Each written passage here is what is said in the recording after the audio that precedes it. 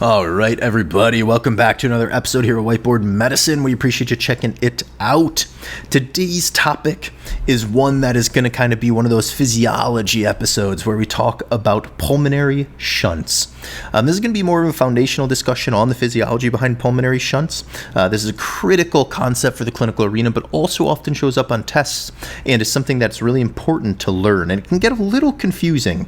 Once we dive into it, I think you'll see that it makes sense, but if you don't put that little extra thought into it, it might be something that you struggle with for a little while, but not after this. So no further ado, quick reminder, none of this is intended to be acted upon as medical advice. Please reference this full disclaimer in its entirety before moving on. Let's dive into it.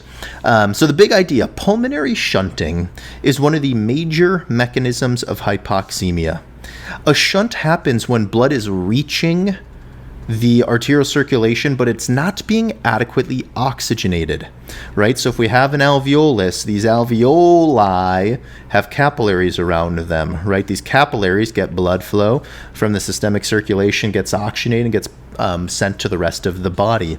And what usually happens is oxygen gets breathed into the alveoli, gets absorbed into the capillary. Carbon dioxide from the capillaries diffuses out into the alveoli and gets breathed out, and that's how gas exchange works.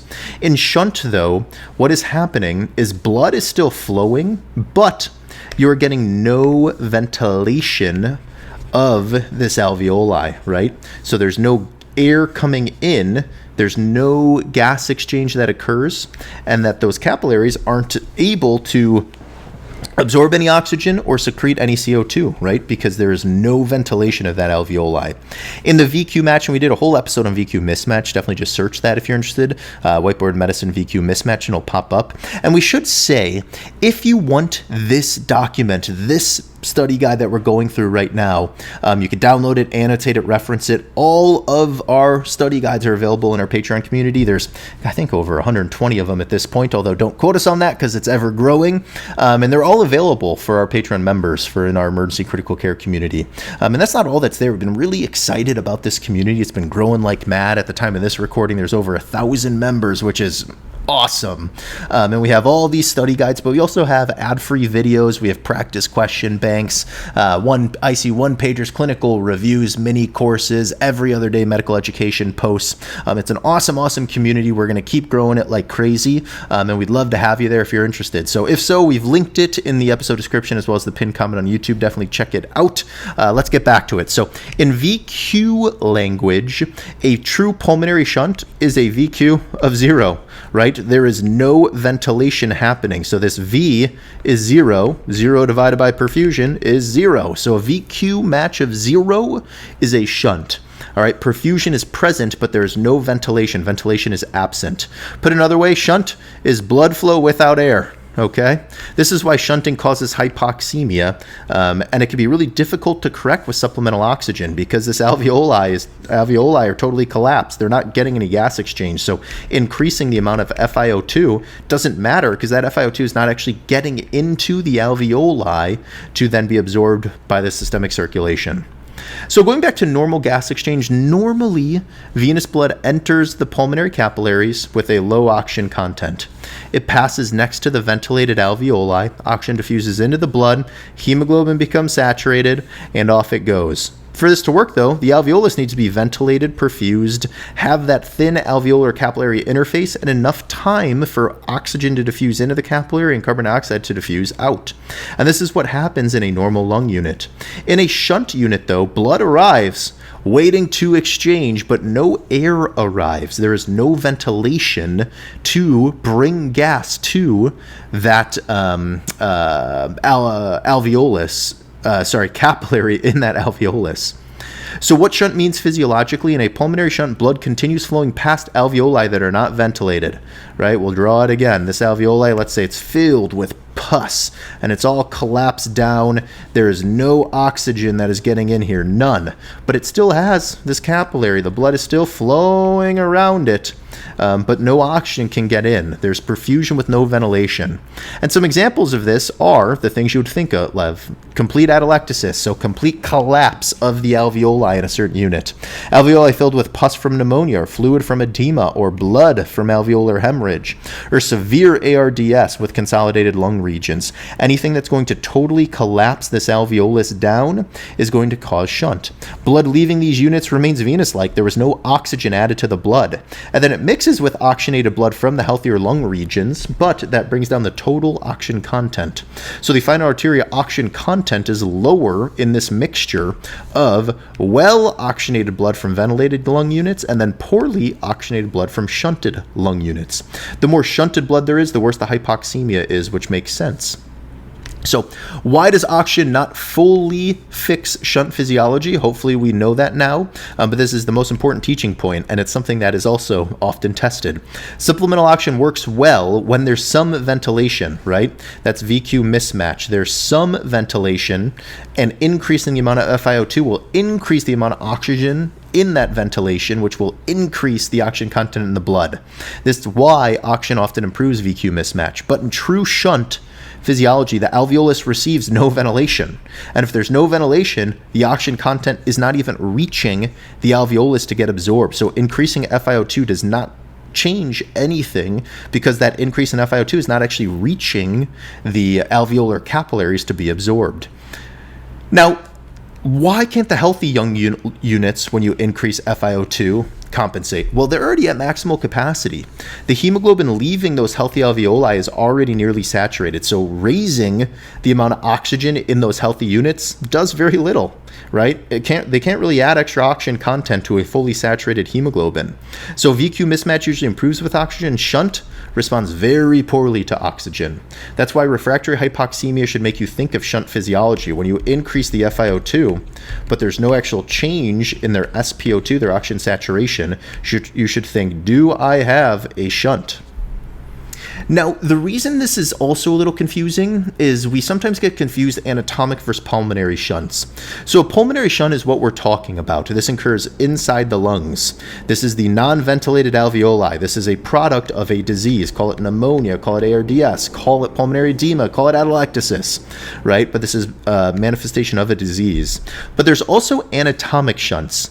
And this is like a cardiac shunt. Let's say you have a VSD, right? So you have a defect in your ventricular septum, or an ASD, a defect in your atrial septum, or even in the lungs, you can get AV malformations where the blood passes from the arterial to the venous side without ever going past an alveolus. So these are anatomic shunts, often congenital, but they can manifest with some disease states, and these are different than the pulmonary shunts that we're talking about here, but they both are shunts. So that's why I think that verbiage can get confusing. Pulmonary shunts is when the alveoli are actually collapsed and not ventilated, and that is causing a shunt.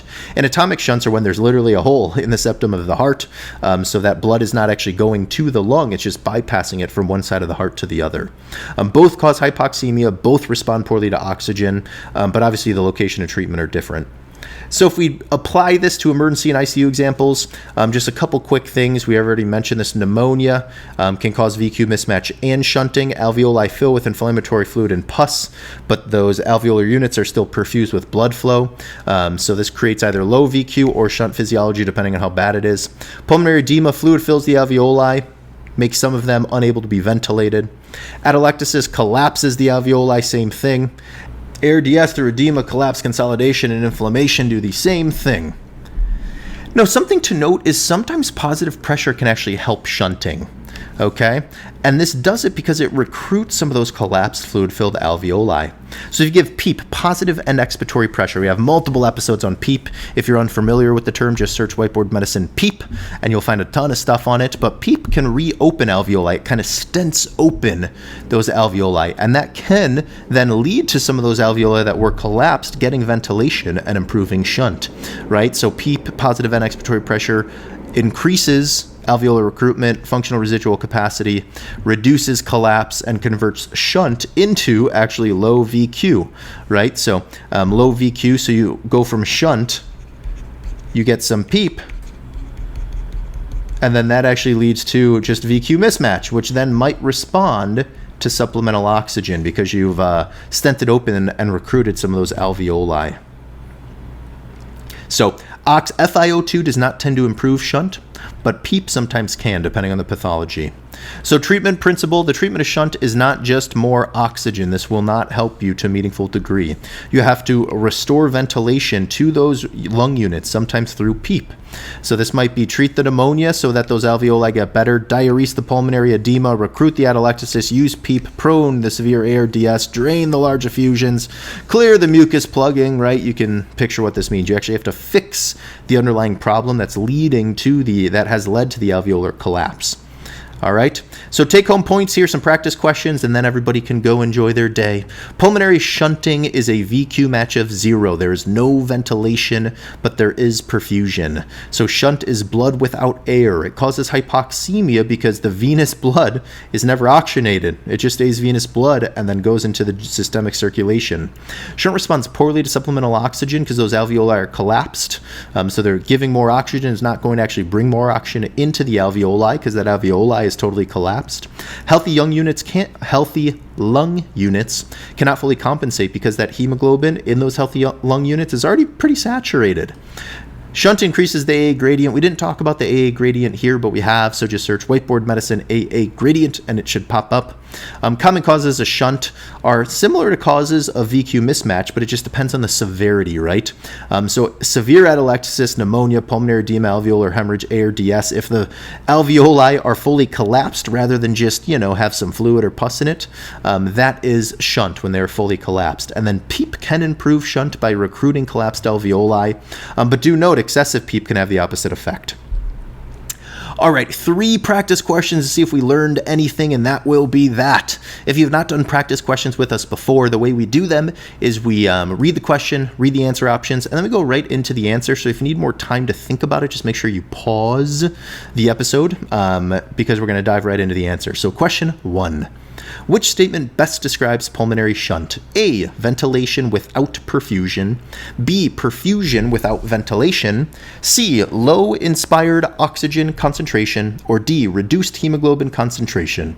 Pause if you need to. The correct answer is B, perfusion without ventilation. Remember, shunting is when the alveoli are collapsed, so they're unable to ventilate, but they're still getting blood flow. They're still getting perfusion. Question 2. A patient with lobar pneumonia has severe hypoxemia. CT shows dense consolidations in the affected lobe. Why does this cause shunt physiology? A. Ventilation reaches the affected alveoli normally, but perfusion is absent. B. Blood perfuses alveoli that are filled with inflammatory material and poorly ventilated. C. Hemoglobin cannot bind oxygen anywhere in the body. Or D. The AA gradient becomes normal.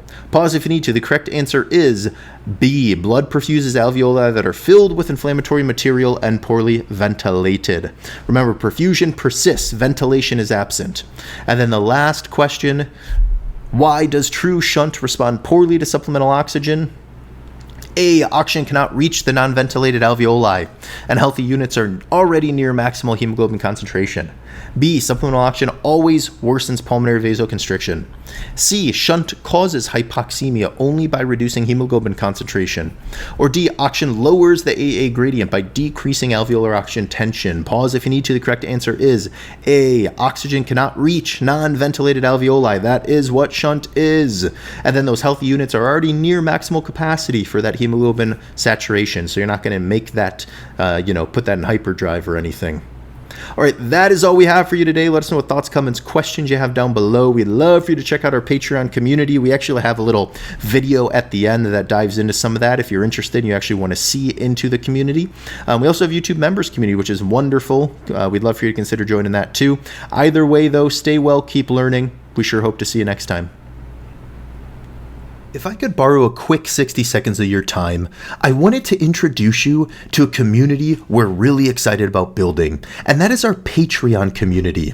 In this community, you will get access to high-yield medical education posts, ad-free videos, study guides, practice questions, mini courses, book chapters, and much more.